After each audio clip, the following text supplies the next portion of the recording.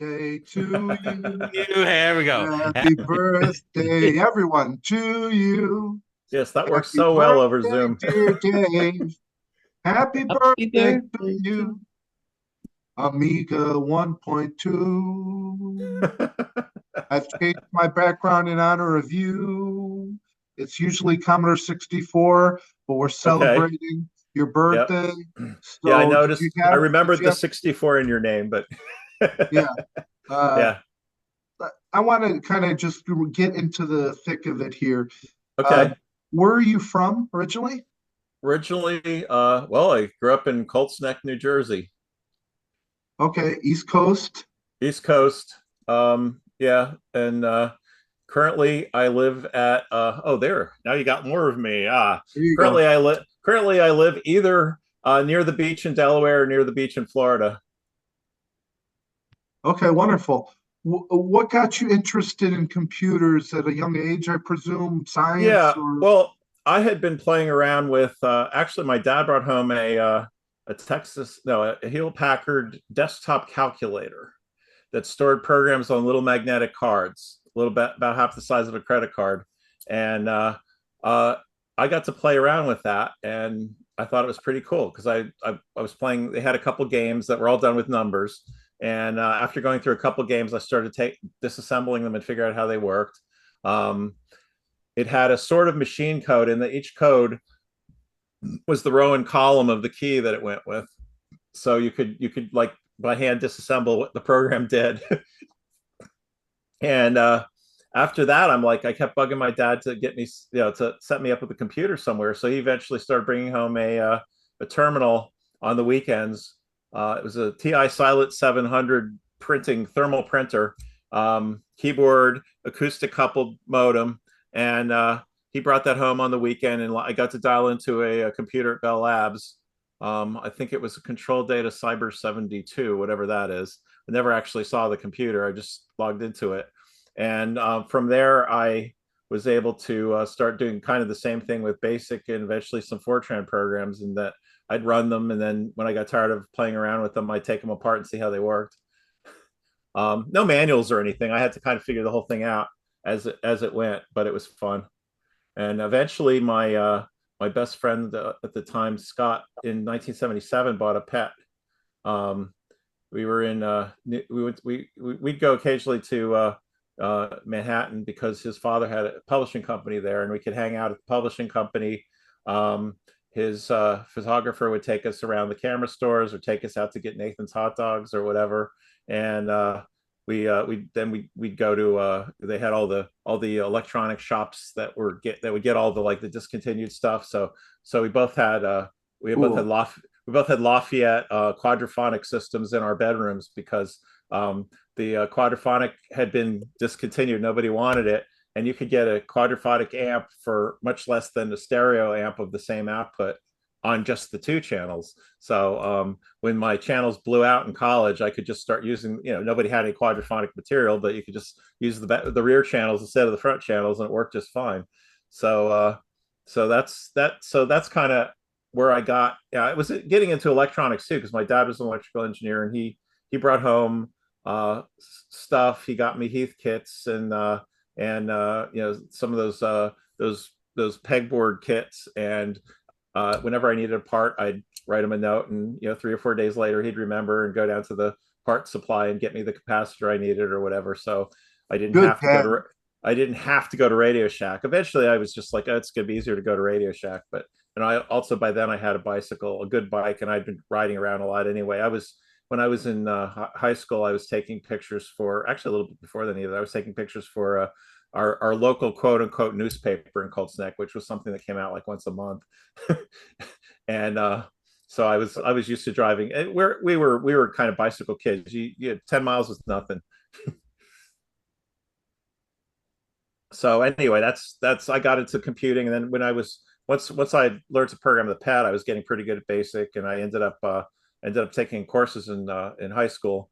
But the professor, teacher, whoever was out after about a not even quite a month from a broken collarbone, and they brought in a guy who had used some punch card system sometime didn't really know computers that well. So I ended up kind of teaching the class for that first semester, which was funny. And I still I remember I wrote a card shuffling algorithm because they showed a card they had a card shuffling algorithm that was kind of brute force using random number generators, and I forget exactly how it worked. I'm sure I could sit down and figure it out, but I did it where basically I pre-sorted a list and then used a tag to indicate whether the card had been used or not in the deck, and it basically just scrambled the 0 to 52. And he started teaching that in his class. My sister had taken the same class, but she was a senior in high school, and told me, "Oh yeah, they taught your card shuffling algorithm." And so that was my that. And oh, I also wrote a Lord of the Rings adventure game when I was Oh, in cool. when I was and it wasn't very good because it was just real hard to write good programs on machines that did, for instance, didn't have string arrays. The basic that they used there was pretty bad. It had good substring functions, but you couldn't really do much with string arrays. And I wasn't sophisticated enough to think that, like, if I just had a really long string, I could write my own pointers into it or something like that. There's a lot of ways you could do that if you're a little more advanced. But of course, I was just learning it. So, but anyway, that program was lurking around there. Somebody had put it onto the Apple IIs. They got after they were tired of renting computer time at the local community college. And the other problem with that is that all the entire district was renting that computer space, and a few of us figured out how to get into all the other accounts, which wasn't actually that useful because I was getting A's in the class and I wrote all the interesting programs. So it wasn't like I was going through finding some good programs to swipe or anything, or not swipe. I mean, it's like nothing was protected. There were no passwords or anything, which is one of the reasons it was easy to get into all these other accounts. But we could go over to Manalapan. I was at Marlboro High School in Marlboro, New Jersey. We could go to Manalapan and Freehold and some of the others around there. And it was it's pretty funny. So But before we get anyway, into yeah. the meat and Okay. potatoes, what I was going to ask, Mhm. I want to get Yeah. into that so much, but as you're using the pet for the first time, what, 1977, do Yeah. you have any ambition? I know this might, you probably say no, but do you have any ambitions about working for Commodore or for some company? Number one, and part two of that is, what are your thoughts about all these other computers in that time period? Like you said, the Apple, the Sinclair, or whatever is happening. Yeah, Um, yeah. Well, it wasn't like I just sought to get into com personal compute. I was trying to actually use the computers at that point. When I set off to college, I basically wanted to build like the Terminator or Skynet or something like that. I was studying artificial intelligence. I was studying robotics. I was studying electrical engineering and computer science. And um, I didn't quite know what I wanted to do with it, but it was a lot of fun. And then when my first job and I also had kind of wanted to build spaceships. All the things that kids want, especially when your dad got you up to watch all the moon landings and moonwalks and everything like that when you were a kid. So I went out to General Electric in Pennsylvania, that was supposedly doing some space shuttle work, but I never got to do any space shuttle work. They had me working on a simulator, and I noticed that most of the programs they were running on the simulator were for nuclear bomb fuses or something like that. So I just said I really want to have anything to do with that. So after 2 months, I decided I was going to leave. And it took me another month or so to get my guts up and say, okay, even though I've just barely been working in the industry, I'm going to I'm going to find another job. And that's when I found Commodore. And I was like, oh, working on personal computers? Yeah, that sounds like a lot of fun. Because, at that age, at 21, I'm not like looking for, necessarily a permanent job. I was looking for something that was going to be fun. Because, that's what they say, do what you love and you never work a day in your life. And that was true of Commodore for sure. Um, and the other computers, I mean, we used to, it was kind of funny because I'm not sure I didn't really know anybody in high school had an Apple II, though they were around.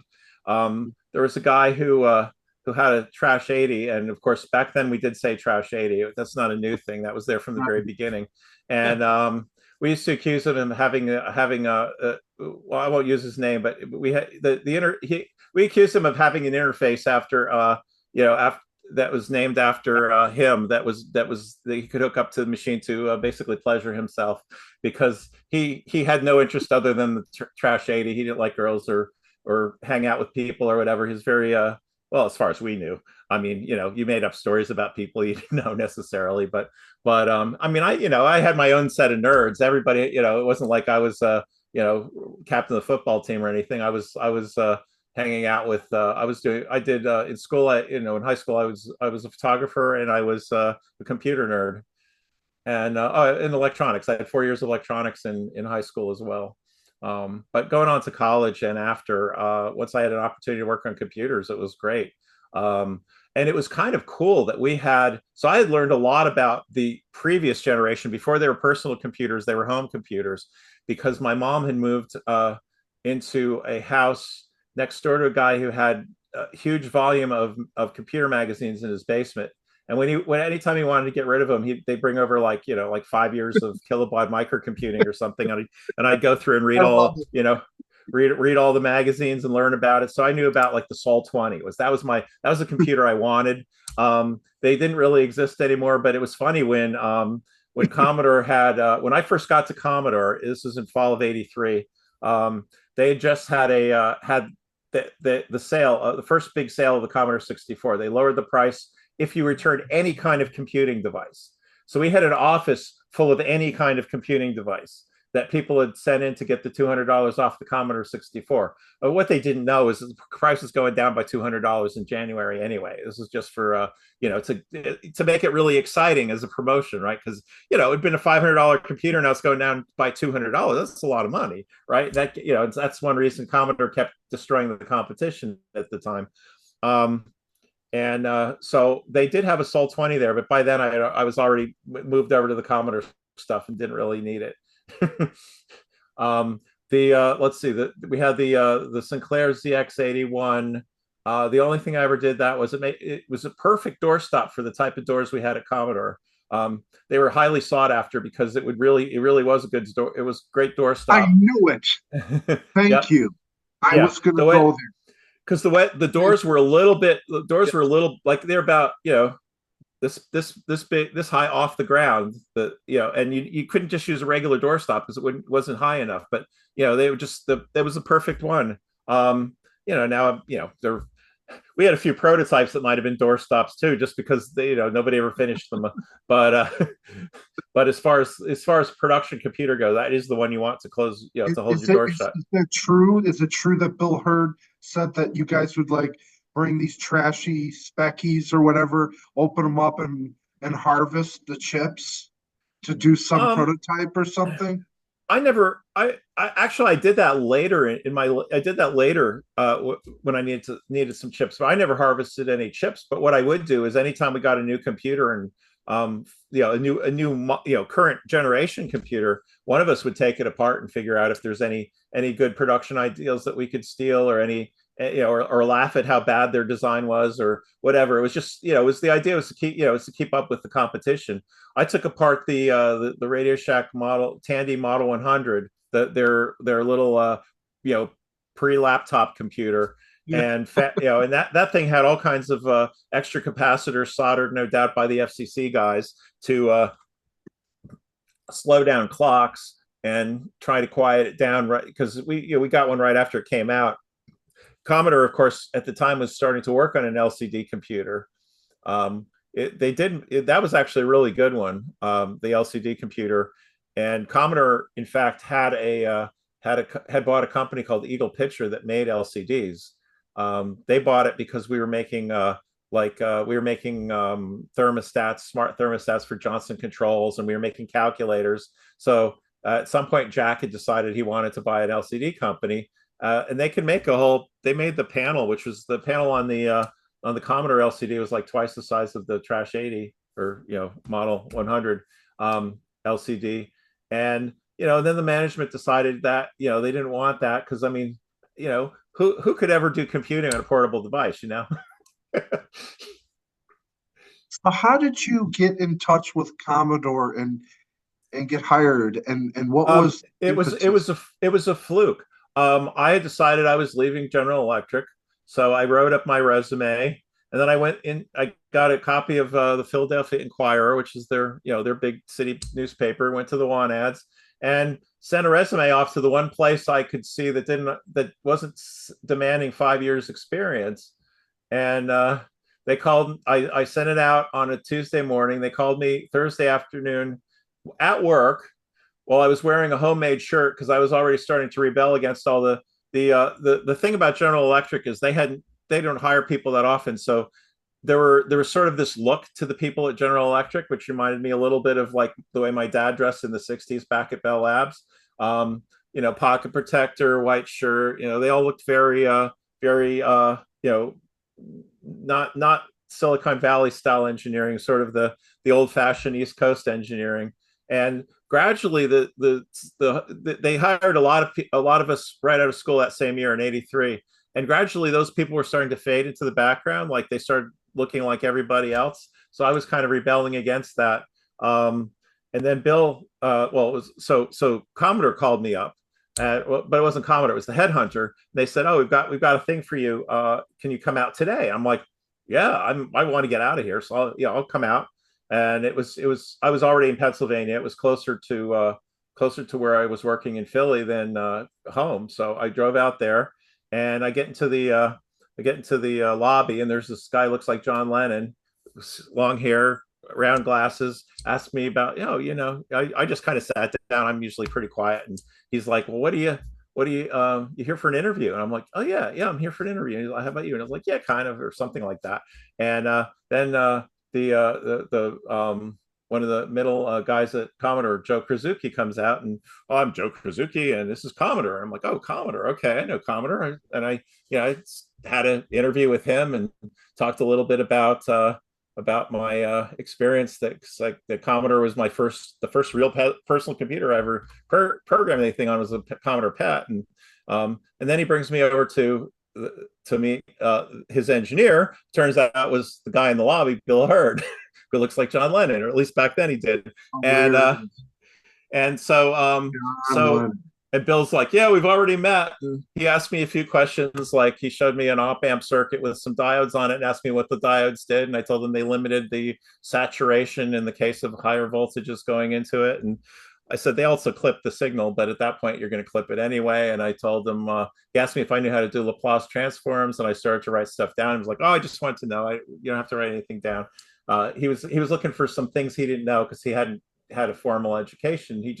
He learned on the street, so that's why he was actually so good. Is that he just learned the stuff that works. He didn't have to spend a lot of time in classrooms. So anyway, that's how I got in. Bill hired me to be his number two guy on the plus. Well, what we called it the TED project back then, which is the TED project was originally Jack Tramiel's idea to make to make a Sinclair ZX81 competitor, $100 computer with at least 16K of memory in it and a chiclet keyboard. And there was one called the Commodore 100 or 110 or whatever that followed that format. But the plus four was sort of an abomination that was created by the remaining Tramiel brothers and some marketing people on the way out, which I mean, there's nothing particularly wrong with it, except it was competing with the Commodore 64, and nobody else could compete with the Commodore 64. So what made Commodore think they could? But all the tricks we learned all the engineering tricks we learned on that, we applied to the Commodore 128, which was a sensible machine to make. So I was happy that we were able to reuse a lot of those ideas. The basic evolved from the plus four basic. We learned it. We learned to do the clever bank switch. Well, Fred Bowen and his team learned to do the clever bank switching, and the stuff that made the Commodore 128, over and above the C64. But we also learned that you had to do a lot to keep it compatible. In fact, one of my jobs on that as on the plus four was to do all the timing. So I had on the plus four, we had a big vellum sheet, and it had basically all the timing diagrams drawn to exquisite detail. And on the C128, I had figured out we had a spreadsheet on the VAX systems, and you could plug in, you could basically have a spreadsheet call other spreadsheets. So I made spreadsheets for different components, and those got called up by the bigger components. So if you wanted to change the DRAM, I basically had a spreadsheet that modeled one type of DRAM, and if you wanted to change it to something else, a different manufacturer, whatever, you could put it in there, because DRAM was really, really expensive then, and we were pushing margins really, really tight on the C128. So that was a trick that I had kind of figured out. Um, it's funny how you don't. It's a lot of stuff we do these days. You don't even need to worry about timing diagrams like that anymore. You might need to get the logic right, but you're probably not chasing nanoseconds in most designs. And a lot of that is because we've got things that kind of self-configure now, like DRAM self-configures and PCI bus self-configures or PCI Express and things like that. But back then it was like, yeah, you had to be really, really tricky and tight. So so that was that was I don't know, that phase of engineering. I 18 nanoseconds. So the plus floor was an abomination, you said? well, And so the way they sold it was an abomination, because they got that hinky 4+1 package in there, that the built-in software. We had really good built-in software designed at Commodore in the LCD system, to do notepads and and word processing and all that. But there was no interest at the engineering level. So this was a package that was essentially to us, somebody in the sales and marketing group. I don't even know where it came from. Bill came from. I just thought, with all due respect to Commodore, I always thought that the plus four wasn't being marketed towards us Commodore 64 and VIC-20 users. Well, it We were, really we could. were, Yeah, right? they We're not they the had ones. We're not the ones that are going to buy it. right. Well, that's the problem, is they didn't really know who to sell it to. South Americans, I think. Oh. Because it wasn't supposed to be a competitor to the console. That they kind of made it be something much cheaper. So let me get the. So, did you ever meet Jack Trammell? Yeah, a couple times. What'd you think? Not I What didn't. was your experience? He seemed okay. I mean, he was he was a bombast, right? He liked engineers, so it was, I didn't have any fear of the guy. But I know he did not suffer fools, and that's kind of a problem if you were in marketing and sales at Commodore for a long time. um, there were occasionally good people in those departments, but there are also a lot of fools, and I understand why they always had a problem with Jack. So yeah, I mean, I think Bill had more run-ins with Jack, but he spent a lot of time in the New York offices, and I don't know where else, not down in Westchester. So it sounded like the Trammell sons kind of had the torch passed to them, and Well, see this was that carrying on their father's legacy, even if it was misguided. well, the problem was Jack wanted to bring his sons in and basically make it, keep it a family business. The management, led by Irving Gould, did not want it to become a family business. So there was friction. So Jack left with the intent, as we've discovered later, to go and start his own computer company or buy one or whatever. But his sons stuck around until it was time for them to go and join Atari as well. So they were, throwing a few monkey wrenches in the works. Mm. And it turned out to be a bad year too. 80, that would have been going into 84, then 85. There were some tight times there. Commodore had a layoff at one point. They did have a lot of people who kind of, you wondered what did they do? When there's two projects involved and they are not involved with really any of them. So I guess they could stand to lose a few people here and there. I mean, I wasn't the one to be saying that, because I was just hired, right? And I could have easily been on the chopping block, not having had any seniority, but I guess I was actually spending all my waking hours working on Commodore stuff, and I probably didn't have to pay me all that much either. So I might not have been the right guy to get rid of. What do you think about Bil Herd's comment that you came onto Commodore during this third act of the Greek tragedy? Well, I think Bill doesn't. Bill sort of didn't really understand or pay much attention to what happened after he left, because because Amiga lasted until, I mean, Commodore lasted. Bill left in 85, 86, and Commodore hung on until 94. And we had an entire generation of Amiga computers. So I mean, I just think Bill, he kind of looks at the era he left as being the Commodore's swan song, but it really wasn't. But I mean, he's not wrong about it being a Greek tragedy. That's for sure.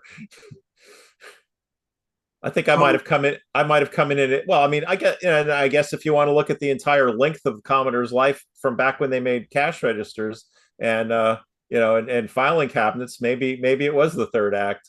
But it was a good. I think the Amiga had a pretty good run, 85 to 94, with Commodore alive at least. so So you're known yeah. at with the 2000, 3000, 4000, but do you have any connection with the 500 or any interest to? I worked on the 500 for about a month, maybe two. Okay. Um, so I had learned, I got myself an A1000 and learned how it worked and read. In fact, so they had these ROM kernel manuals, except it wasn't ROM kernel manual. It was this green book that had all the Amiga stuff in, all the Amiga information. Eventually, they added to it and became ROM kernel manuals. It became some of the hardware manual, all the books that went for Amiga. But when it first came out, there was a green book, and you had to sign for it because they didn't want any of these getting out. And so the very day that Bill got his, I stayed late and photocopied it and brought it home so I could learn about the Amiga. um, because I wanted to, it's like I had, this is hot, the hottest computer on the planet right now. Not that many people even know about it, and I had to be one of them. So I did that, and yeah, that's why I started programming it, because I learned that the whole operating system was actually a lot more what I was used to from programming bigger machines than trying to write C code on a Commodore 64 or whatever. um, so yeah, so that's yeah Do you that remember what you did with the 500? I was mostly, actually, I was helping to get, we were trying to figure out how to get the in-circuit emulator working. Um, it turns out that, okay, and you know what an in-circuit emulator is, right? It's basically super debugger. It lets you single step through instructions on a microprocessor. A lot of modern microprocessors have an interface built in that lets you do that without having an in-circuit emulator. But back then, you had this cable of things, and you plugged it into the socket where the CPU went. In fact, we had those for the 6510 too. Only in order to control it properly, you had to get the special 48-pin version of the 6510 if you wanted to run the ICE in a Commodore 64. But it was the problem was that this was something that the emulator people never counted on, is when the Amiga didn't have any work to do, it executed the stop instruction and basically turned the 68,000 off and waited for an interrupt to come in. So they were not anticipating that ever happening because nobody else did that. So we had some problems with the emulator at the beginning, but they eventually figured out what I don't even remember what we did to fix it, but we did isolate the problem. And some of it was basically just just running some tests of software and things. I was basically, they had me on the project so I could learn Amiga at the hands-on level, at the hardware level. And then after that month or so, I guess the management idea was that I was going to take over the A500, because after all, I was the low end guy coming from the 128, and George Robbins, who had previously worked on the Z8000 machine, the Commodore 900, and had been the high end guy, was going to take over the 2000. Only George didn't want to let go of the 500 because that was his baby, and he'd been working on it for almost a year, maybe at that point. Because he had worked with Bob Welland on just the whole idea of how the Fat Agnes was going to work before they actually built the systems and all. The chip guys out in Los Gatos were basically saying it was impossible, and of course that just made it even more important for them to do it. Yeah, they were worried. Oh, there's this other thing too. They were worried about about it not working. So in addition to Fat Agnes, there was also the Fat chip. There was a Fat chip that would hook up to a regular Agnes and basically give you the same circuit. So if Fat Agnes failed, if we couldn't make it work, you could build a lower cost Amiga with an old fashioned Agnes and a Fat chip and some buffers and stuff. So, but the Fat Agnes, of course, did ultimately work. And so I took over the A2000 project, which of course had been the A2000 in Germany was basically if you took the A1000 circuit and you took the schematics and expansion specifications design of the Zorro backplane and put it together in a box with PC cards, because of course Henry Rubin wanted the bridge card. That was his dream. So we had to have that's why we had to go to Zorro 2 instead of sticking with the far more sensible Zorro 1. But anyway, I was still, Dave Haynie, junior engineer. I was still, that was the first project I was going to be leading in 85, like 2 years after I started at the company. Not bad. So they handed me the A2000 and I worked with George Robbins on that. It wasn't, but I didn't have anybody else helping out really. And I had looked at what they had done with the German version of the A2000 and how they had essentially the edge connector of the A1000 in there as the slot they used for the second 512K of memory. But we were going to have a whole megabyte of memory built in, so I didn't need that for that. So I said, oh well, the other thing you do with that on a 2000, I mean on a 1000 or on the 500 as it's being built, is you add a CPU accelerator. So I said I'm going to have to change this around. So when you plug the accelerator in, it can just take over the system. You don't have to take the 68,000 out, which is what you had to do on the original A2000 to be able to add an accelerator card. So I came up with this thing called the coprocessor interface, where essentially the way the 68,000 bus protocol works is that there's always one CPU in charge, and it's really designed to always be the 68,000. So other DMA devices can take over, but they have to give the bus back before somebody else can request the bus. So what I did was I allowed the I allowed the thing in the CPU slot to request the bus in a special way, where then it would get directed all of the requests from other devices, and it could become the actual full-time master of the system. But it could give the 68,000 back control if it wanted to. Anyway, and then we also discussed. I didn't like the idea that they had a connector in there, which people had called the video connector, but it was really the Genlock connector. It was essentially the same signals you got on the 23-pin connector, just built inside, so that you can have an internal Genlock rather than external Genlock. And I said, well, that's got 12-bit. That's got half the digital video bus on it. I want the rest of the digital video bus on it so we can do more interesting things with it. And George said, yeah, that's a great idea. And while we're at it, let's run one of the parallel ports there so you can have a way to talk to it. And I'm like, yeah. And so we basically sat down there just, making shit up, and no one was looking at us too closely. So I threw that extra connector in there and we had a video slot. Little did I know that was going to make possible things like the flicker fixer and the video toaster. Pretty happy that it did. But anyway, that was. Excuse me. Oh, sorry. I was saying, did you attend any Consumer Electronics shows for any of the models? I went to Consumer Electronics shows sometimes. Yeah. Okay. Do any models stand out when you were there and presented? Kind of,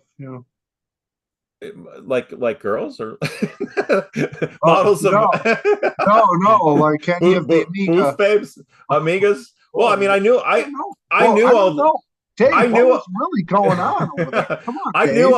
Let me tell you, I knew all the Amigas that were going to the shows. It wasn't like it was a surprise for me. Yeah. No, but did you attend any of the unveiling of, Oh yeah. Well, I was there for the C128. I was there for was I there for the Amiga 2000? I was at some of the shows for Amiga 2000. I started doing more developers conferences. Commodore and all the other computer companies stopped going to Consumer Electronics Show after a while, but we were still going. We were going to like CeBIT in Germany. We were going to the Comdex show. So same idea. Consumer electronics was a lot more fun though, because then you could go and look at the big TVs and the camera equipment and all the all the toys that you wanted, not just the toys that you were building. But the Commodore, the C128 was an experience at that show because things didn't really work right. We had just gotten the new revision of the 80 column chip, the 8563. You can tell nobody liked that chip because it never got a cute name. It was always the 8563. And the designer had gone on vacation at Christmas time and left us with these chips that had just come in, and almost none of them worked very well. So we were sorting through.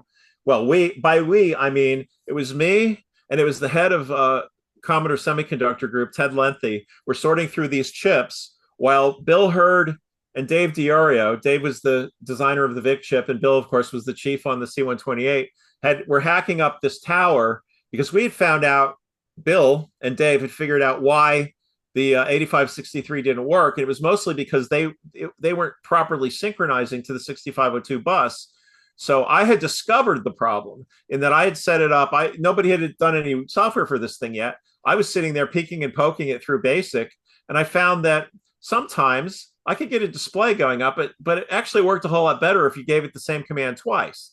And I didn't have it. I just had this, the normal internal Commodore documentation, which doesn't even tell you everything about the chip, but it was enough to, set up a raster and start putting pictures and bars, color bars and stuff. Started to do something with it, but that's actually, we actually coined the term Texas register. That's kind of like, like a slow guy from Texas. You got to tell him to do something twice. Same thing with the Texas register. You got to tell it to do something twice. Well, that was because the synchronization was off. And statistically, if you hit it twice, it would give you the same. It would work, but it wouldn't guarantee. It wasn't even a guarantee. So what Bill and Dave did was they built a phase lock loop circuit that would give the 8563 a clock that was locked to the C128 clock. Therefore, it was always in synchronization, even though internally it didn't want to be. And that made them work. But the problem is the yield was on those things was so low. We were supplying our own substrate bias to it. We were sorting through these things, and we basically had three piles of chips. We had a small number of chips that were golden. We had some that worked but had flickery 80 columns, like you didn't really want anyone looking at them, but you could boot the operating system. And then there were the ones in the giant bin that didn't work at all. And so between Christmas and New Year's, Ted Lenthy and I and maybe a few others from time to time were sorting through all these so we could find enough golden units, or at least close to golden units, to bring out to Consumer Electronics Show. So then I'm out on Consumer Electronics Show on the show floor, and the C128 was so new. I guess the sales and marketing people just never got good training on it because they kept flipping the power switch on and off to reset it. There's a reset. There's a reset button. Well, the problem is when you power cycle the phase lock loop, it starts out cool, but it gets warm, and when it gets warm, the synchronization point changes and it won't lock. So we had set them all up. They're all working. Here's the ones you're supposed to be showing 80 column on. Here's the ones that boot but don't show 80 column on. And these guys are messing it all up and showing different things.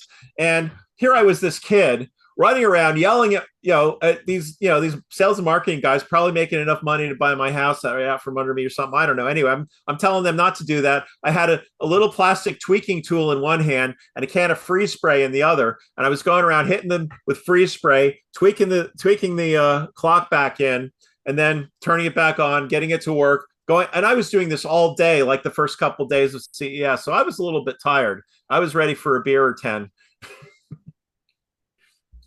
So that was my most profound CES show. At Comdex, I had actually at Comdex and at one of the Commodore. I guess it was the Commodore or the Amiga show in the Amiga DevCon in Washington D.C. And then the Comdex that followed that, I had an early prototype of the 2630. I think we had 2620 there one year, but then we had the 2630, which no one was expecting because it was happening really fast. And that one was really unique in that the first version of that, my good buddy Terry Fisher had read the circuit drawing wrong and gotten the 68030 on the wrong side of the board. Fortunately, being a through hole chip, you could actually do that. You could put it on the back of the board rather than not being able to attach it. So the board looked really funny, but it had all these green wires around it anyway. And as it turned out, that was actually what I wanted. I have done chips like that since then, because rather than having to go to the back of the board to probe it and then to the front, I could the way the way you have it set up in the lab, it's much more convenient to probe that side of the board. So I can probe my pals, I can probe all the 68030 signals at the same time. So it was a mistake, but it worked out pretty well. That was and then let's see. It was shown in secret at the Comdex show. That's where I met Brad Carvey, who's the guy who invented the video toaster. He was actually telling me what he was doing, because he said he's basically sticking ALUs in the visual path of a video signal at the time. And I'm like, wow, that sounds like really exciting stuff. I think they eventually found better ways to do it, but that was that was and you'd run into people like that all the time at Commodore. Things as Amigas got a little bit further along and we're doing some more interesting stuff, you start meeting people who are just who just had crazy projects to go with it. And I love that, because it's like, it's one thing to build this lump of plastic and metal and silicon, but until somebody puts software on it, it doesn't really do anything now, does it? So I was real happy every chance I had to go out to any of these shows, particularly the developers conference, because then I could talk to all the people who are making our stuff look good. You must have been so proud to see all the innovation just sprouting from this. I mean, I remember the Amiga commercials. They were exciting. They were futuristic, and they brought you into a different world, and they promised you that this computing experience was going to let you create, right? Yeah. It was a grand vision. And so that's the marketing end. From your end in engineering, did you feel that pressure, that zeitgeist, if you will? Well, I definitely felt it, because I started meeting people, because I wanted to make a computer I could use for creative stuff too. I wanted a computer I could do music with. I wanted a computer I could do photography with.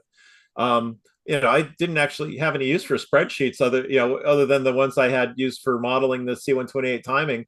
I mean, I was basically building my own toy. I didn't need an Amiga for my work because I had Apollo workstations and things like that. I wanted it for the cool stuff, right? So when I met creative types and they were like, wow, this is the first computer I actually had a use for, I felt really good about it. I mean, it wasn't like it was just me involved. It was like, we had a whole team, and it was mostly Amiga chips and the operating system that let you that opened up that creative factor. Though, building Amigas with slots didn't hurt, because then you had a place to add extra stuff that you might need for that creativity, like hard drives or video toasters or that sort of thing. But yeah, I was, so I totally embraced that idea of wanting to build. It worked out that that is exactly the computer I wanted to build, and here we had a market of people who wanted that computer built, so it kind of worked out pretty well. And I mean, even to this day, I go out to a computer show and there'll be some. Yeah, I was in Sweden once at a demo party, and there's this 19-foot tall Viking comes up to me and gives me a gigantic bear hug, lifts me off the ground, and thanks me for his career in graphic arts because he learned it on the Amiga. That's awesome. That's totally awesome. I mean, Johnny Carson, Babylon 5, right? Max Headroom. I mean, it's the Amiga is epic. You hear this all the time, and once you've touched this machine, when you go to something new or, the stuff that's on now, it just doesn't equate, Well, right? we But always said maybe, we always said it, these computers have a soul. You feel it. It's and part of it I think is that once I saw how Commodore functioned, it was pretty clear that that we weren't going to be able to build a new computer every year. I mean, not that many people did back then anyway, but so the idea was you get this home and you can keep it growing, and then eventually maybe you buy a new one. So you buy a 2000, and then 5 or 6 years later maybe you want to upgrade it to a 3000 or 4000 or whatever happens to be out. And it was the idea, and that actually worked out in our favor because that kept it going a lot longer than anybody working on it ever imagined they'd need to. Um, just because of Commodore going under and all, is that we weren't expecting to have Amiga 2000 still in use 40 years later, honestly. But it's nice that it's happened. so do you think we, and I say we as users, Yeah, are we yeah. lucky that we got to the 4000 considering the Greek tragedy? You actually kind of are, because the computer they were trying to build, um, instead of the 4000, sucked even worse than the 4000 did. The 4000 had, it wasn't the computer I was trying to build in 1991. I had a thing called the Amiga 3000 Plus, which probably would have been called the 4000 if it came out. And that was the one that was a lot like an Amiga 3000, but it had a DSP in it. And it had the AA chips in it. But we only had double A chips then because Commodore had underfunded the AAA project, because the AAA project started in '88. So by '92, we should have had it. We didn't. um, the Amiga 3000 Plus with AAA chips was running. It was running Workbench without any obvious bugs in Workbench 1.3 or whatever I was running then. In When was that? That was or maybe it was even 2.0. That was February of 1991. It didn't come out until the fall of 92 because of the new management basically dragging their feet for 6 months. And that's part of what killed Commodore, is that you don't, you have a hot new product, you put it out, you don't leave it on the shelf. But they were trying to build two feature reduced versions of the Amiga 3000, and that Greg Berlin and his people actually built both of those, because of course we're like NASA, Congress is the boss, right? We have to do the explorations that they're paying us to explore. We don't get to just necessarily build the stuff we want to build. I mean, sometimes we do. That's what you call a skunkworks project, when you're working on stuff you're not supposed to be working on, but because no one's paying attention, or Have you're you been sneaking. in contact with Greg Berlin? I saw him last year. Yeah, yeah. He's working at last I checked anyway. He's working at what is it? The Ring Company, making smart home stuff. Cool. Yeah, that's good stuff. I have smart home things here too. I have two houses, so I have to have cameras everywhere. There you go. um, So yeah, the Amiga 4000. So at what point did you, before the Amiga 4000, realize that this was the end of the line? well, I would basically, in the spring and summer of 91, when the new management came in, and maybe for a week that seemed like, okay, well, I don't care who I'm building these for as long as they want stuff built. And then I found out they didn't really want stuff built, and there was actually an edict put out that if anyone was caught putting an Amiga 3000 Plus in an Amiga 3000 case, it was grounds for termination. I had one in my garage back at home, but they weren't inspecting that, I guess. But it was crazy. They were like so against like this computer that I've been working on for 6 months, I guess at that point. That was early 91. Yeah, being ever considered something that was going to hit the market, because they hadn't decided yet. There's another one, even better. Well, not better, but I think a better product for the market was the thing that we were calling the Amiga 1000 Plus. It was a lower profile machine based on A3000 and AA technology. That was going to be that was going to be a 2 slots, 32-bit processor, fast RAM, $1,000 with a detachable keyboard. So a little more expensive than a 500, way cheaper than an A3000 or an A4000. And I thought that was going to set the world on fire. And that one was completely outright canceled. And in fact, the guy who was working on Joe Augenbraun was, I think, depressed enough that he left the company after that. I didn't blame him.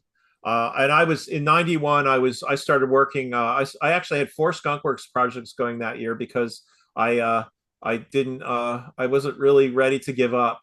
I had also been offered to go out to California and work for 3DO. My good friends RJ and Dave Needle came out and invited me out there, and I'm like, I actually probably would have. That was fall of '90. That was actually before the. Was it fall of '90? Yeah, it was fall of '90. But it was around the same time when things were starting to look bad, and they weren't quite bad enough yet. I guess they weren't quite bad enough yet. And I also had at that point I had a baby on the way, or well, technically my wife had a baby on the way. I had something to do with it, so it was not the time to pull up stakes, take a huge pay cut, and move to California. Though there were times when I like, well, if I had gone to California, no, never left it. The only West Coast I'm on these days is the other West Coast, the one in Florida. So, before you left Commodore, Yeah, what yeah. was it like? What were you working on? I mean, the Well, 4000's the last. the last things that I was working on, I did the 4091 hard drive controller because the powers that be had decided that they were going to take SCSI out of the A4000, of course, and we had all these people who not only wanted SCSI for the point of view of they're compatible with every hard drive Commodore ever made, but well, I guess we had some that the really early ones had ST506 interface, but anyway, but they needed it for the performance. I mean, here we had guys trying to record video and stuff like that, crazy stuff. So I wanted to make sure that we could do it. In fact, it turned out that drive was so fast, it actually screwed up the operating system because it never let the CPU back on. I did eventually figure out how to get it to back off every once in a while and support the Zorro III fairness protocol that I had spent time working on. But that was also the main the processor, the SCSI processor on the main board of the A4000T, which is why everyone wants an A4000T. I'm sure that's the only reason. But that was that was one of the projects I was working on.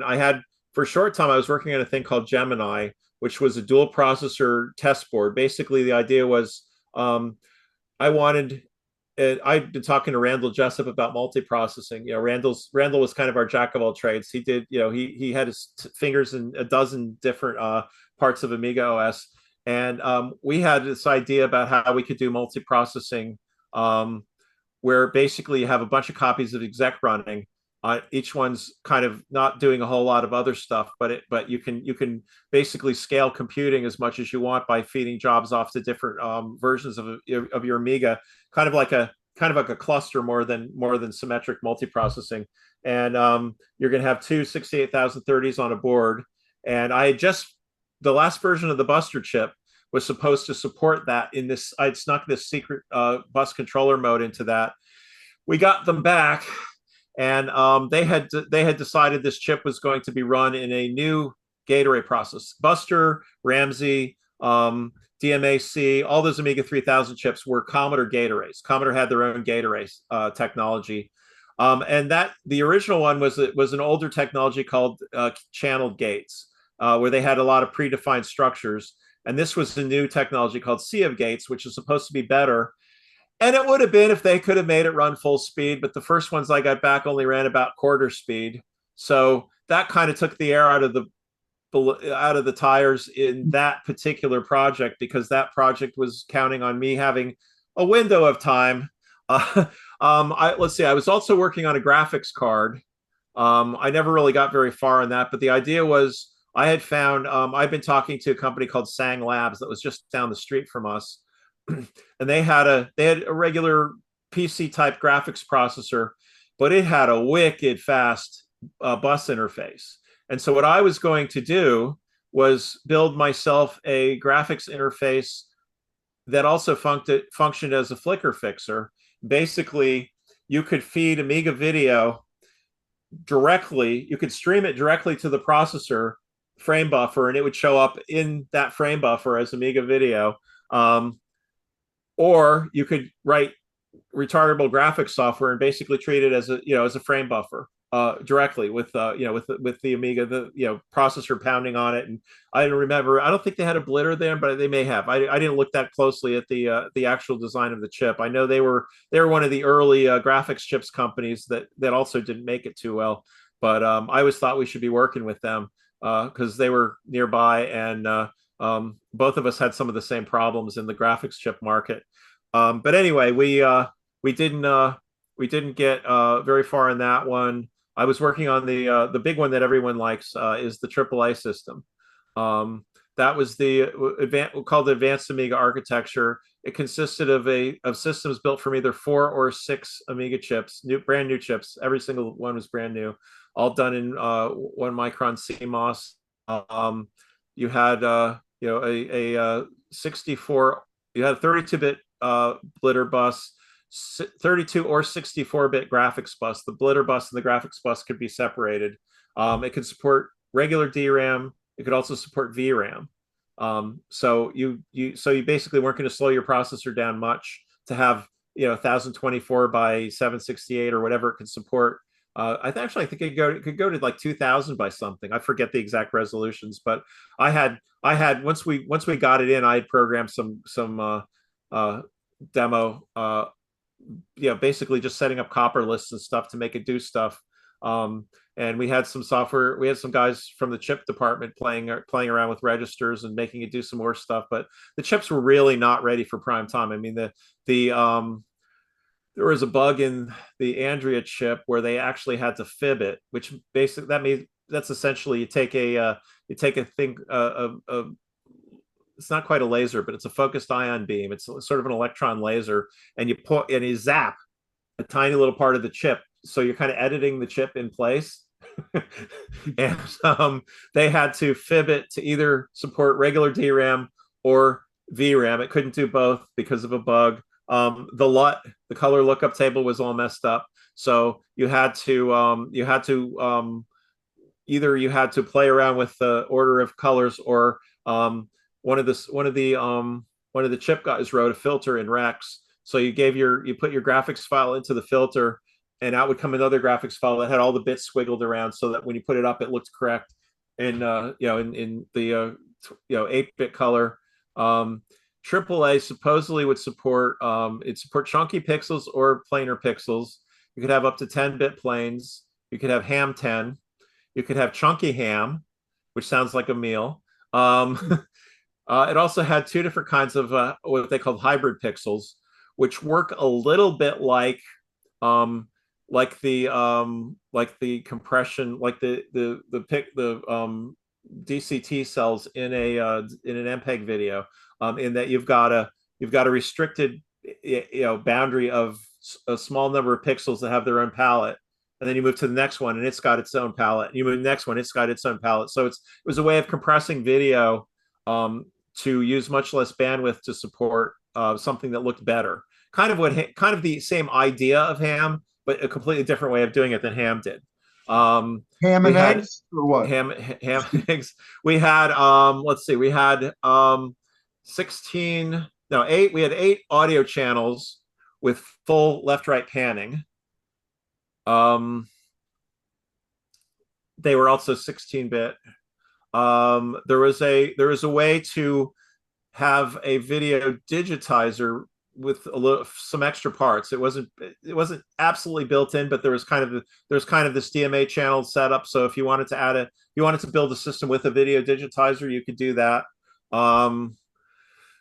on the board I was the board was originally called Nyx, NY, which I think was the goddess of some mythology. I named it that because I was only able to work on it in the middle of the night because I had other stuff going on during the day. None of, I mean, I was just trying to project my The way out goddess of of what? I was trying, what? The goddess The of the god, night.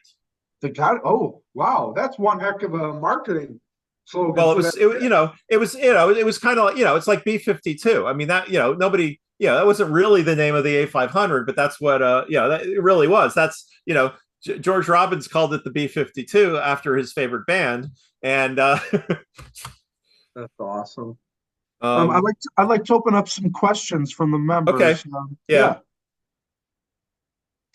you guys can unmute your mic.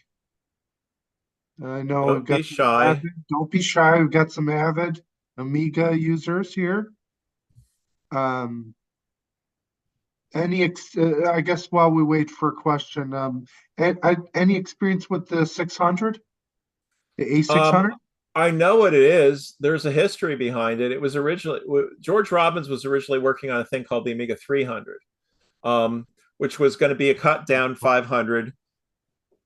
He had some good ideas. Like he basically wanted to build essentially a zero cost or excuse me, almost zero cost fully analog gen lock built into it, so you Oh, could hook cool. it up to your home tape player. Um, but the idea was the cost was going to be $50 less than the A500. When the new management came in, they saw this, said, "Oh, look, a smaller A500, we can make it cheaper." And then they proceeded to add all kinds of crap into it, and that's how we got the A600, which cost $50 more than the A500. And so the only way they could sell it was by discontinuing the A500, which was still, it wasn't new, but the A500 Plus was still selling. They said, "Oh, well, if we don't discontinue that, no one will buy the A600 because the A600 costs more." So they discontinued the A500 that was still selling, and the A600 was out, but nobody wanted it. And because of some screw ups they made with the whole delay of the what we call the Pandora chipset, the double A is what all the Commodore people call the chipset, and AGA is what the marketing people called it. Um, the uh, because of the delays, they didn't have enough of those chips, which Commodore wasn't making them. We were making them at Hewlett Packard, or the Andrea chip. I mean, not the Alice chip anyway. And so there was a severely limited supply of A1200s, which was causing all kinds of problems because we couldn't sell the computer everybody wanted, and we had all these computers that nobody wanted. I realized in post, years and years and years later, a lot of people like the A600 because they're compact and they could throw a flash drive in there, but originally it wasn't a popular idea. So the 600 was originally the 300. Yeah, it was originally supposed to be a cheaper A500. That was before the management they added all kinds of extra stuff, which made it end up costing more. Oh, so thank you. Ian has a question. Okay. Hey, can you hear me now? Yeah, I can hear you now. Great. Were you ever to any of the Amiga expos?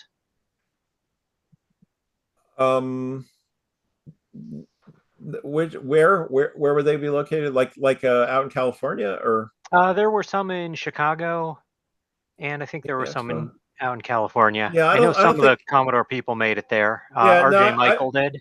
Yeah, I pretty much didn't make it out past the East Coast. Other than Germany, I was usually, I mean, in the Commodore days, it was wherever Commodore wanted to send you if they had a reason to send you, which was usually DevCon for me because they wanted me to present papers about the new stuff that the hardware people might have to tell them about, and I had also worked out, since I was inventing things like expansion buses, I had to develop reference boards that told people how to use the expansion bus. So it was kind of useful to have me out there giving talks on these things, and not so useful to have me just going around for marketing shows. Though like CES and some of those Comdex, the big ones, they occasionally get to go. And then after Commodore, it was mostly oh wait, Commodore's not footing the bill anymore. Who can afford to send me out? because it's like, I mean, I have to take vacation time off anyway. It's not like I got out of Commodore with $1 billion in my pocket or anything. So it's, and of course these days you can make a conference appearance just like I am now, right? You don't have to fly anywhere. Though it's, I'm not getting any German beer now either, so or Canadian beer for that matter. So there are disadvantages to it as well.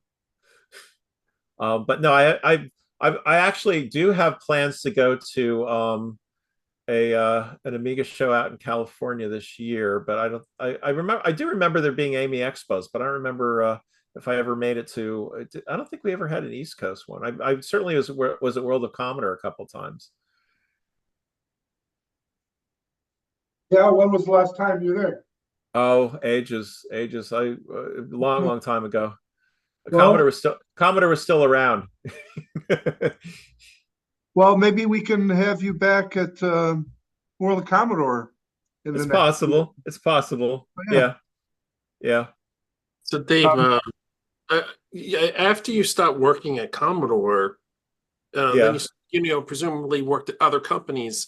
At what point did you start to get people that were like hobbyists interested in this, and you were like, hey, people are still interested in this stuff? At what point did you start to be surprised that people were still interested? Well, I'll tell you, it wasn't so much that they were interested. People are always interested in it. What really surprised me was that they started basically building better Amigas than we built. That's really where I think there was a turning point. Probably, I don't know, maybe around Amiga 30. I think that was the first time I really noticed I was out there. I mean, there had been a couple things like the first Amiga hard, the first FPGA built Amigas. There are a couple of people working on that and kind of getting close to it. But then, like, I'm out there, and now there's a bunch of them, and they're also starting to offer improved features. And then a couple of years later, we're starting to see like the Vampires come out, where they've, I mean, first there was the Power PCs that were there they finally got a Power PC Amiga operating system working kind of okay. So that was expanding things a little bit. Then we got the Vampires with their whole new 68000 architecture, faster than any off-the-shelf 68000 ever was, faster than the Coldfire I used at my one of my companies to build an Amiga-like computer. It's just, I think it's just been, it's been kind of, I mean, for a while I thought it was like the deader it gets, the more respect it gets. Is that what we found was that as Commodore kind of faded off into the distance, I started meeting more and more people who had come up in, with Amigas, with Commodore 64s, with whatever, and that were now in industry doing their own thing and had a whole lot of respect for what we did back then. And I thought that was pretty cool. So, like, I was getting a lot of like, oh, you worked on, oh, we're not worthy kind of stuff from people who were also doing really cool stuff. It wasn't just like, I mean, it's great to have a lot of fans, and I enjoy going to those things and talking to people, and I'll talk to anybody about Amiga stuff because, I really do love it. And that's, I mean, one reason I still do these things is because I want to see it keep going as long as it possibly can. But, I being a realistic person, I realized that, hardware doesn't last forever, and you can't make new Amigas, and the chips, no one's making new chips. So when I started seeing more and more of these post Commodore Amiga ideas come out, whether it's, some of them are just like, there's the Amy board, which is a whole new system that the old chips plug into. There's Re-Amiga, where Chucky's building new motherboards, so you can kind of do that on your own, because all the things that go wrong on the motherboard, it isn't the chips probably. So you can get your Amiga to come back to life. Then we've got the Vampire. Somewhere it's probably in storage because I've been moving like too many times. But around here somewhere I have a V4SA, Vampire 4 standalone, which it boggles my mind that it's the fastest Amiga I've ever owned, and it plugs into it. It's powered from a USB jack. I mean, cool. and it does, the graphics on it needed an adapter. It wasn't I didn't have a monitor that it quite worked with, but I could modify it and get it working. So it was so one of these days I have this is this is a much smaller office than I used to have. But I will at some point get that one's small enough to keep up and running. And if I could get it to work properly on HDMI, I actually have one extra HDMI port on my KVM switch here, so I could have it here running full time. So that tells you I have 3 other computers, though one of them is dead. I just got back from Florida, so I haven't had a chance to fix my other PC. I might just have to give it a burial at sea or something. So we've got a question from Rick. We're Yeah. trying to unmute this, but in the meantime, yeah, I wanted to say that, there's a lot of us that Yeah, are can you- purists with the can hardware. you hear me Oh, okay? Yeah, there you go. Yeah, go ahead, Yeah. Rick. Yeah. I'm curious with the slot that enabled the video toaster. I'm trying to understand the architecture, right? So it's my understanding that in this system there's a small amount of memory that acts as a buffer. So when you write to that memory, that's what gets displayed directly on the screen. So when the video toaster and correct me if I'm wrong. So when the video toaster is actually writing to the screen, is it actually just writing directly to that video memory? Is that what's happening on a hardware level? As I understand it, Video Toaster has its own video buffer, so it's getting information from our video stream and from any number of those other video streams that you plug in. It's locking them all together, mixing them together, and that's your output video. So that's why you can do video switching that's seamless, because they're basically all time-based corrected together, all synced together through buffer memory. I don't know the specifics of how they do it, but think of it's similar to what happens with a flicker fixer, in that you're buffering and you're buffering video at one rate, rescanning it or whatever at another. It's also similar to what a time-based corrector does, which is a standard video component. And then they have other stuff in there as well it's not just that. It's they have extra hardware out there for all the effects that are triggered by an Amiga interface, but they don't run there. The actual hardware we offer them is we've got the digital video and we've got a parallel port. It's not a whole lot of stuff. On the A4000 you actually had, or an A4000T, you actually had the possibility of a video toaster with a Zorro slot in line with it. So there was always the possibility to do more with that architecture. I'm not sure I know they had a special version for the A4000, but I don't know what they did with it. And I know it's funny because when it was still being invented, I had some time to talk to Brad Carvey about the video toaster, but I never had a deep tech discussion with any of the new tech guys once they were done about all the cool stuff they did. And maybe they just didn't want anyone to know. Or maybe it was just that every time we ran into each other after that, it was kind of like, oh, it's a party. Let's have a beer. How far? That's cool. How far was New Tech headquarters from where you were geographically? Oh, they were in Kansas or something. They were like, originally they were like halfway across the country. Okay, but I presume they made a lot of pit stops out where you were. Well, we would see each other at shows. Okay. They go to Comdex, they go to, well, I never went to NAMM, but they'd be at NAMM. Other people met them at NAMM. I did go to NAMM. No, SIGGRAPH. I would never go out to SIGGRAPH, but they go out to SIGGRAPH, I think. Amiga, and there would always be new tech guys at Amiga conferences. Tech developers conferences. They had 2 of those a year, one in Europe, one in the US, and I went to a lot of those. So I do have a comment. Thanks, Dave. I appreciate you being here with us today, man. It's great talking to you. Sure. So I do have a comment from Joseph. He wasn't able to unmute. It says, on the deathbed video, there was this section with Amiga consequences to users. He says, I was the one who ended up working on it on Artificial Life in Japan. Huh? I don't know anything about that.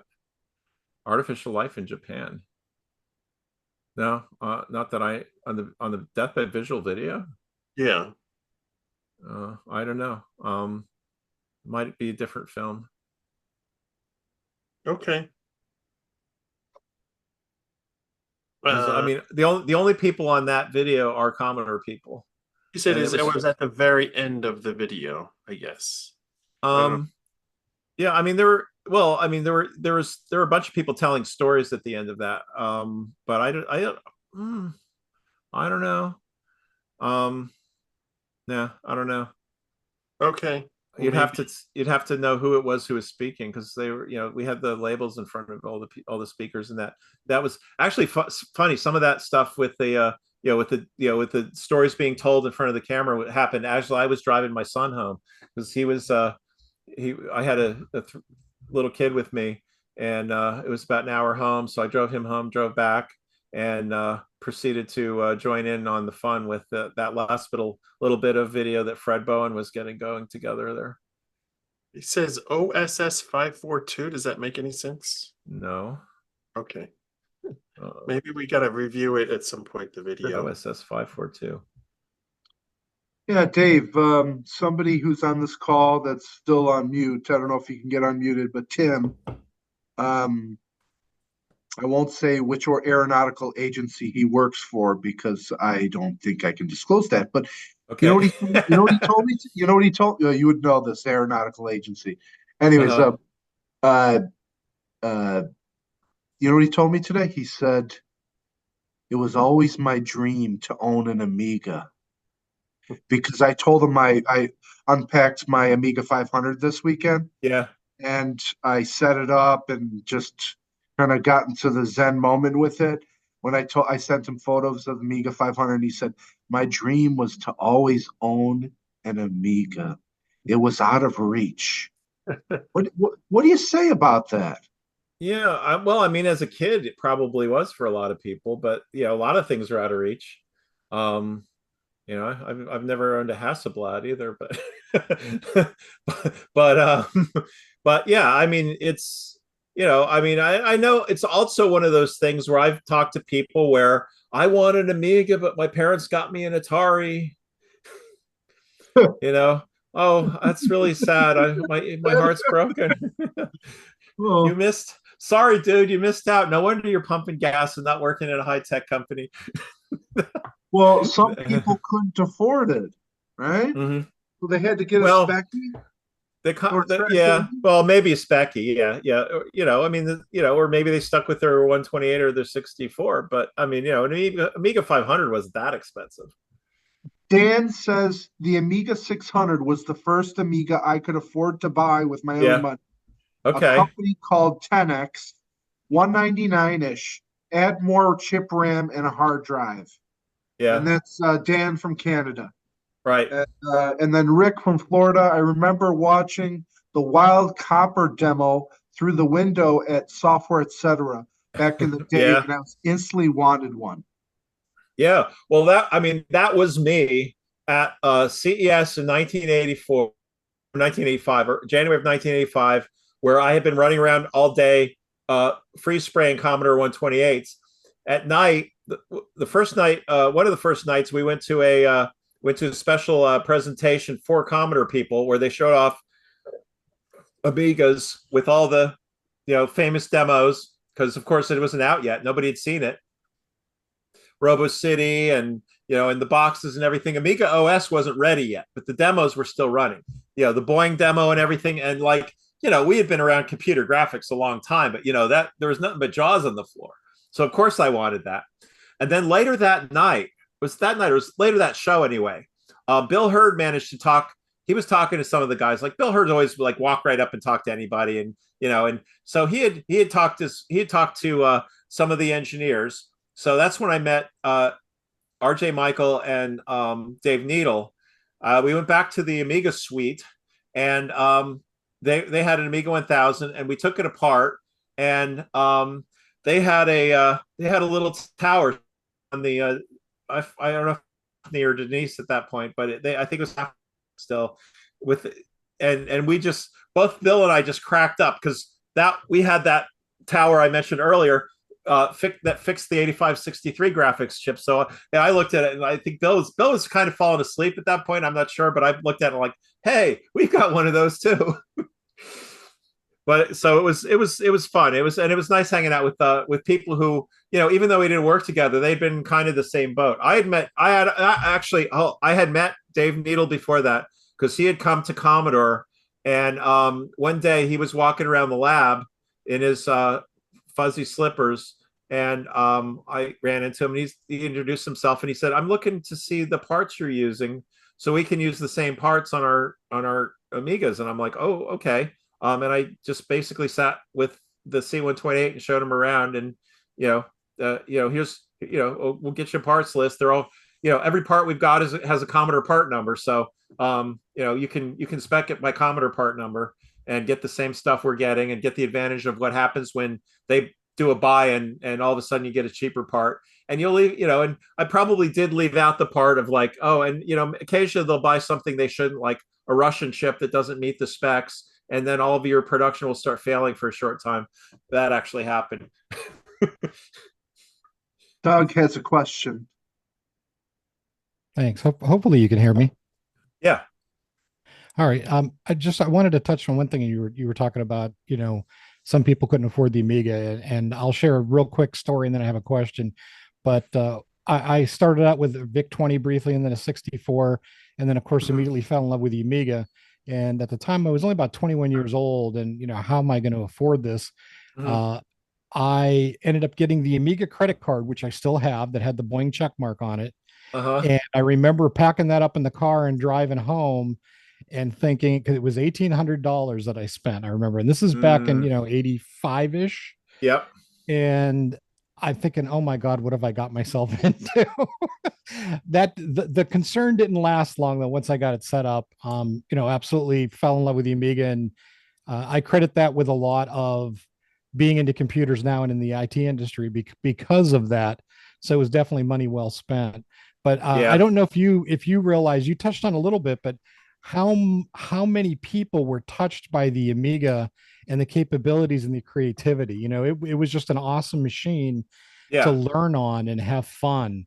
And I know a lot of folks that it impacted their life. I know it sounds a little corny, but it's true. No, it is that. Well, it certainly impacted my life working on it and using it. But I completely get it. I got my start with the first personal computer I owned was actually a thing called an Exidy Sorcerer that almost no one's ever heard of. It was kind of if you think of like transitional form between PET and Commodore 64. This was a keyboard computer. Wasn't as sophisticated as Commodore 64 by any stretch of the imagination, but it was just that era. And I had an inheritance of $600, and I raised another $600, which basically meant my dad lent me $600, and I paid him back for my window washing money. And I was able to get a 16K Exidy Sorcerer. I built I had a black and white TV my mom had given me for Christmas or something a couple of years before. I went to the local electronics shop, got the Sam's photo fax for that, found where the video path was, built myself a little video amplifier that I could tune, connected a cable, a jack. I didn't pick RCA. I picked actually a locking jack. I probably should have picked RCA. Then I would have made the perfect video input on a computer on a monitor before anyone had video inputs. That was the elegant part. The unelegant part was a gigantic switch on the top of the thing that flipped it between video and TV. And so I built myself a video port into it, because this one had 60 by 30 character display, or 64 by 30, something like that. It was a little bit too much for a video modulator, so it didn't look good on TV. Commodore spent a lot of time working on that because they built in the modulators, but we didn't. Nobody else did. You could get modulators, and the graphics looked bad. It was only black and white anyway, so it didn't matter, but it had to look good. And then I ended up also tearing apart a cassette machine from Radio Shack to turn the analog interface into a digital interface so I could directly tape drive the thing. And that was my first home computer. And after spending all that time and effort, I was able to find another 16K for just $19.95 plus shipping. They sent the chips out in a tube, and it was an aluminum tube. It wasn't even the conductive plastic tubes that like every chip ever made known to mankind comes in. It was an aluminum tube. They were that worried about blowing up DRAM. I, of course, picked them up, plugged them in. But it was the summertime. I didn't worry too much about static.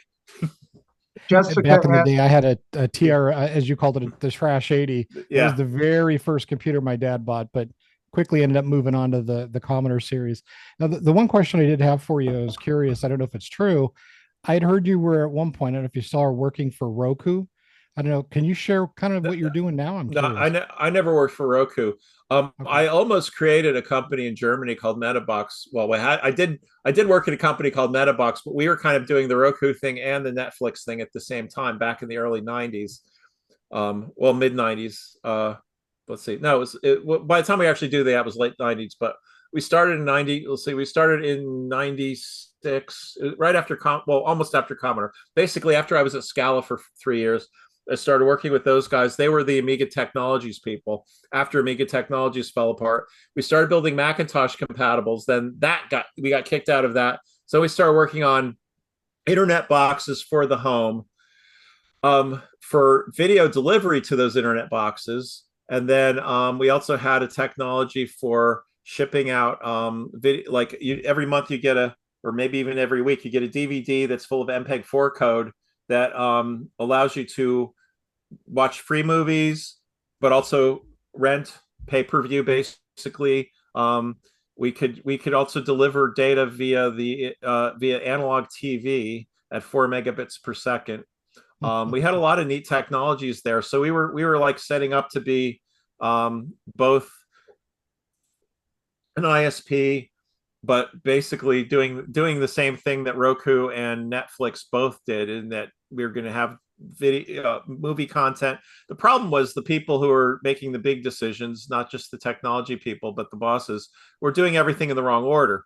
So the final set-top box that was going to create all of this wasn't done yet, and they ended up buying a movie studio. And that and some other bad decisions basically spent all the money that we had, and we couldn't. We got drawn into bankruptcy before we could get our foundation done. So as much as I like doing crazy stuff, there's a certain order to doing crazy stuff correctly, and part of that's making sure it's nice to have an income. And the first thing that can start making you a lot of money is probably the one you ought to go to in a startup company, rather than we're going to do all this other stuff that we can't make any money from until you get that one thing working. You need Let's money get the to one keep thing. the lights on. So Dave, Yeah. Jessica asks, I hear bits and pieces of companies that approach Commodore for partnerships and Commodore declining them. Which, in your opinion, should they have taken and why? What would Amiga Commodore be in 2024 if it made it? Well, Commodore was making bad decisions because it wasn't even that Commodore was making bad decisions. It was mostly the CEO Mehdi Ali doing stupid things. So I know at least two examples of that. One example was the Sun Microsystems came to Commodore because Commodore had done Commodore Unix. It ran on a desktop Amiga 3000. I have a PC here you can't see, but it looks just like an Amiga 3000. It's one of those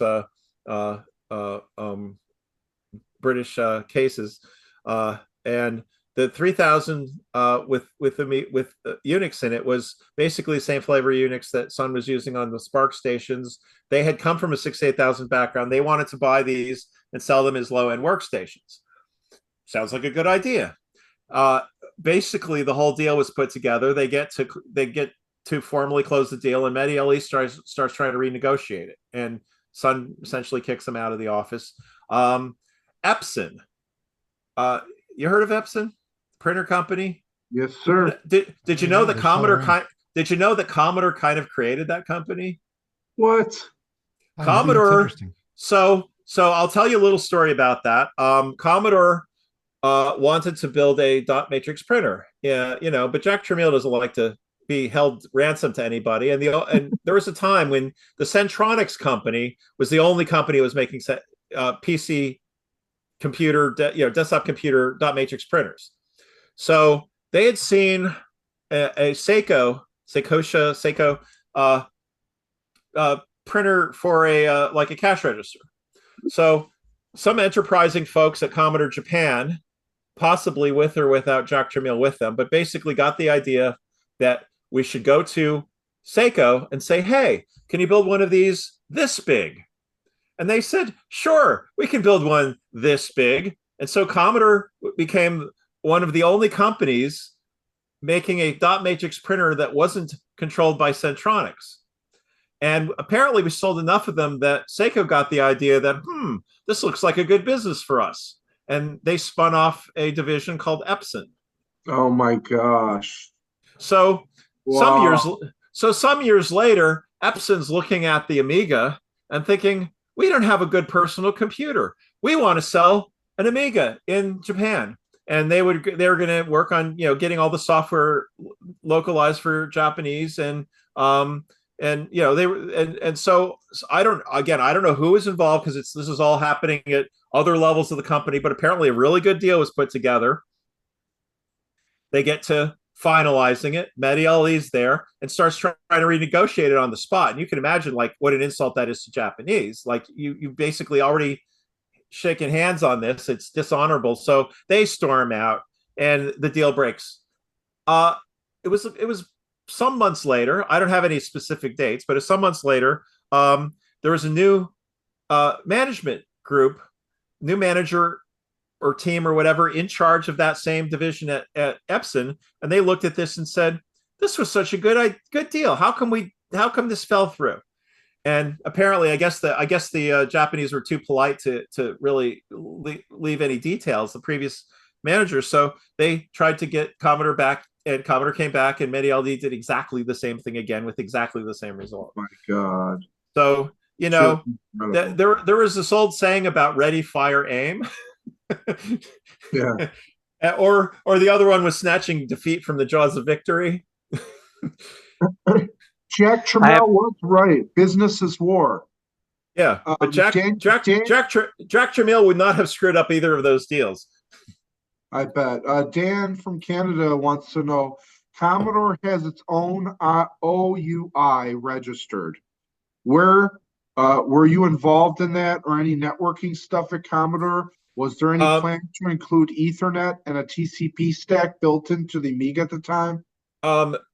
I know a little bit about it because my good friend Dale Larson was the networking guy at Commodore. In fact, he wrote a book about it and then left the company. But he had been working on. He actually worked on the. We had this lightweight networking protocol, and we had an Ethernet. We had the add-on Ethernet card. We were looking at networking. It wasn't necessarily going to be Ethernet first because it was still kind of expensive for Commodore standard. But the AAA prototype had a network on it that I was coming up with based on, it was using an ArcNet chip. So it was like 2.5 megabits per second, which wouldn't have been the end of the world back in like 92, 93. And it was using video quality RCA cables, and it was point to point. You had a double RCA jack, and when the plug wasn't plugged in, it was terminated because it worked a little bit like 10-base-2, which is what Ethernet most Ethernet was still 10-base-2 back then. That's why it was expensive. 10-base-T was kind of coming along, and that's what made it cheaper, but it wasn't quite ubiquitous yet. So you'd plug two Amigas together with a video, like the yellow cable they use for video, and you'd have your network, and it was a network, yeah. So we had that the TCP/IP stack that we were using. I think we were licensing it from somebody. So I guess at some point we would have bought it and put it into the operating system or written our own. I don't know what the plans were. But we had written our own lightweight networking stack that you could use for Amiga networking on as well as TCP/IP. I forget what it was called. Maybe somebody remembers. Joseph says that it was the Amiga Impact video at the 3-hour mark of the deathbed vigil. Oh, the Impact video. Oh, yeah. So the impact video was quotes. Yeah, that was so basically when I was doing the 8 year um when I was doing the 8 year anniversary, and it was just 8 years because that's basically when I got around to it. So I had put out the deathbed visual with Dale Larson. So I mentioned my friend Dale, who was the networking guy, went and left the company. He started his own publishing company called Intangible Assets Manufacturing, and they published Disc Salve. Um, he was writing books with people, publishing books, all about like sort of the intersection of art and internet. It was kind of an interesting company. It was only really viable because he was living for free in his girlfriend's house. He wasn't making a lot of money from it, but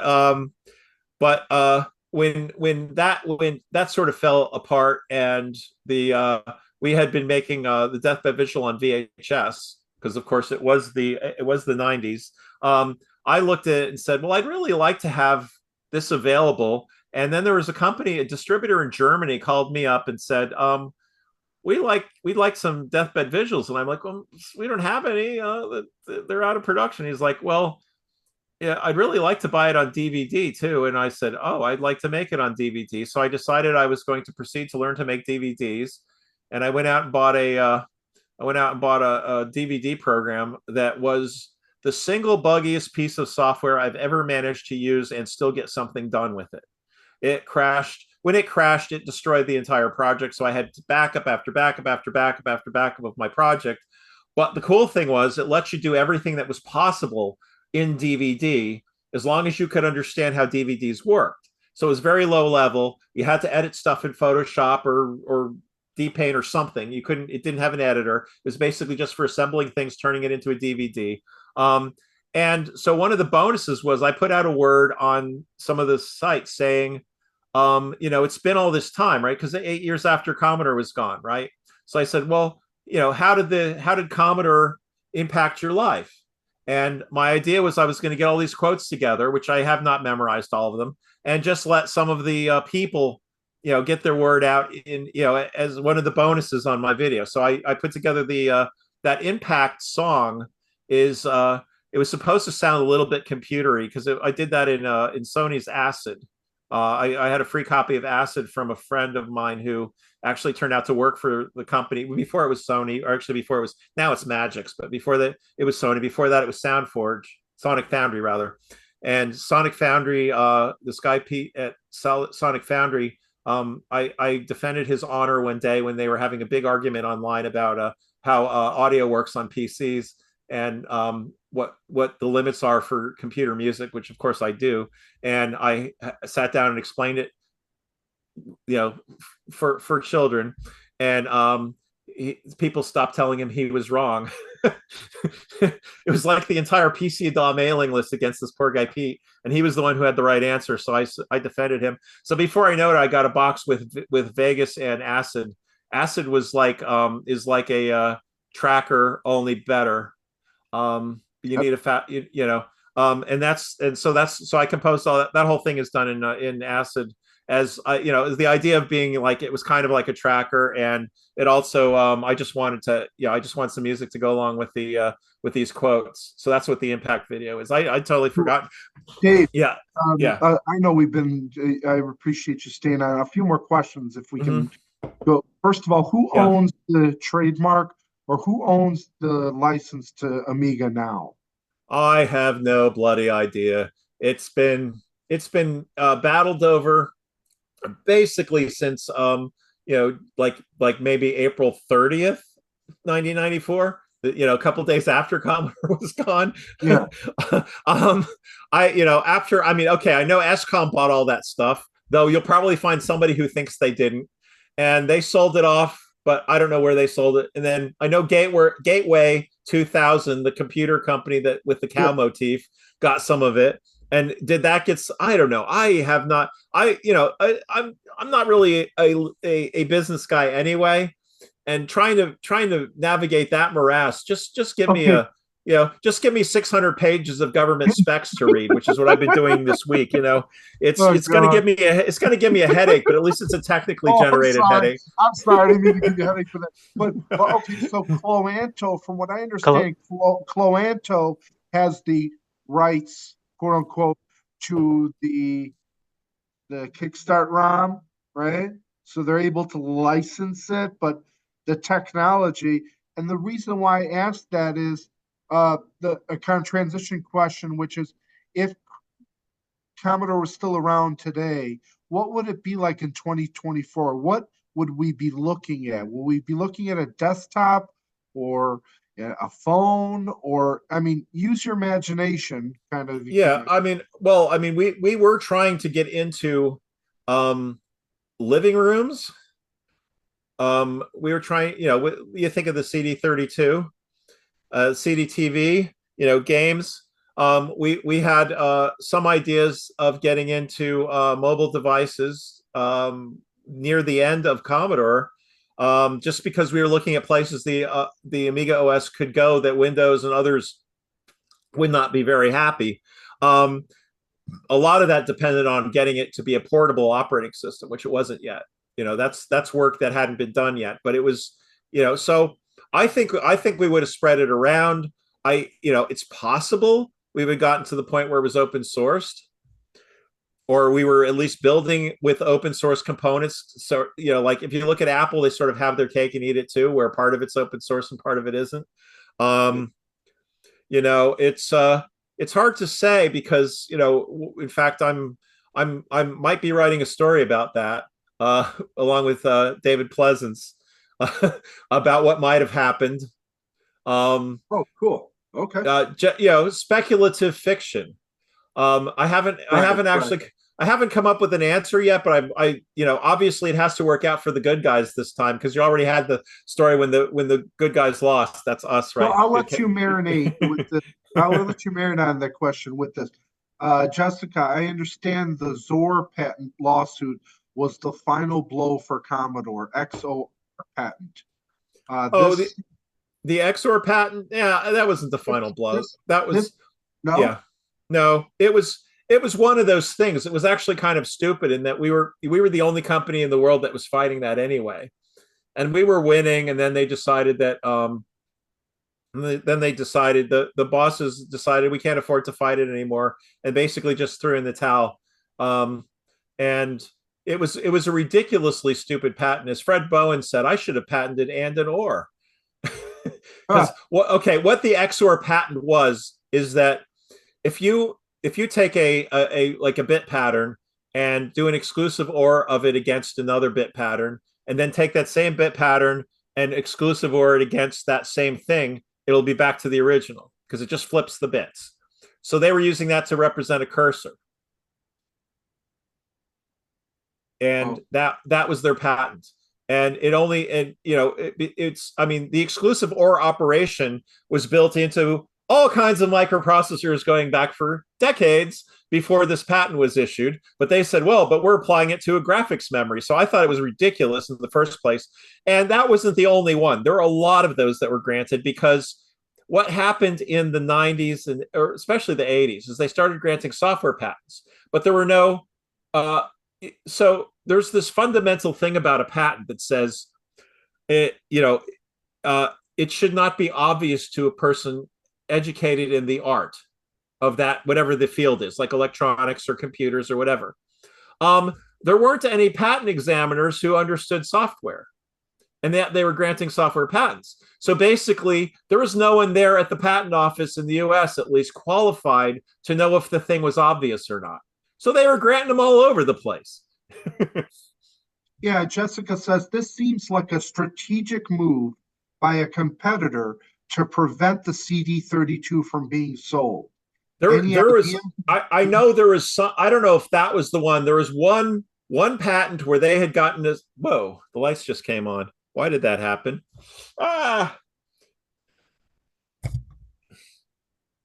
There was one, hold on. Blame the smart home. Yes, there we go. I might have just shut off every light in the house. I'm not sure. It probably did. Yeah, so there was one. There was a patent. I believe there was some patent that was causing the CD32 to be not shipped to the US at the very end.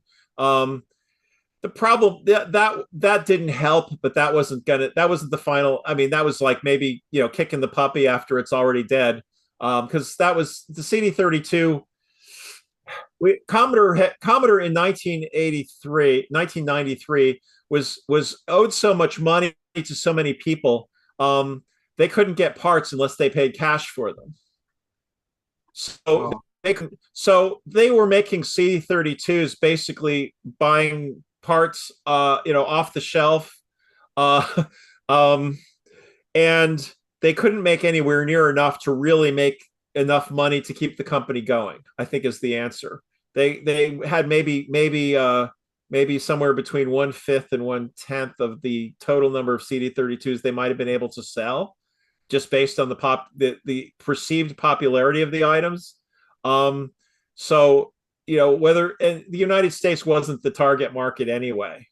Yeah, there was some patent entanglement. I don't remember if that was maybe after settling the XOR, that Commodore just couldn't afford to pay what they were supposed to pay. That's possible, but I hadn't heard about it happening anywhere on any other systems, just the CD32. So it might have been something else. But yeah, there was something like that was causing CD32s to be held up from being shipped to the US, as I recall. But it was, again, that's not, you know, it wasn't my project. I didn't pay that much attention to it. But really, the glory days of the C64 fabricating lines, you know, Commodore never saw that again, huh? Oh, we were building, you know, the final assembly was done here, was done in Westchester. They were doing final assembly on A500s in Westchester too, on the same lines. Okay.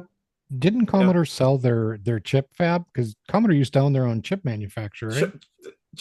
Commodore owned, in fact, Commodore owned MOS Technology, which later became Commodore Semiconductor Group. They were actually still, all the Commodore people who were left after the bankruptcy in June, when I went to Scala in June of 94, went to the MOS building.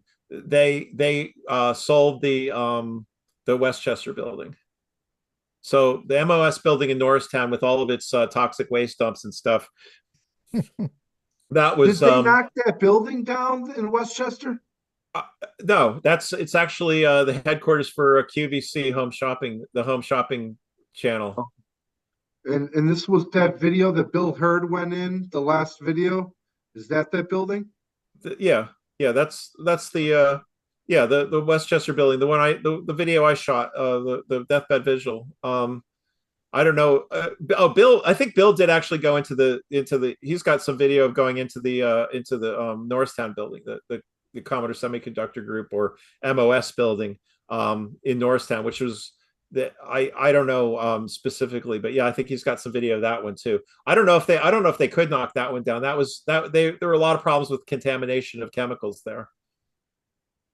But it was at one point sold to another group after Commodore failed. I think it might have been composed of some ex-Commodore people, and they were trying to get set up to make a bunch of old chips that no other fabs could make. But I don't think they were all that successful. Thank you, Dave, so much for joining us. Yeah. It's been a long one. We appreciate it. Sure Thank you thing. so much. Okay. Thank you very much. It was interesting. Commodore soon. Yeah. Thank you. Thanks, Dave. Pleasure talking to you. My pleasure.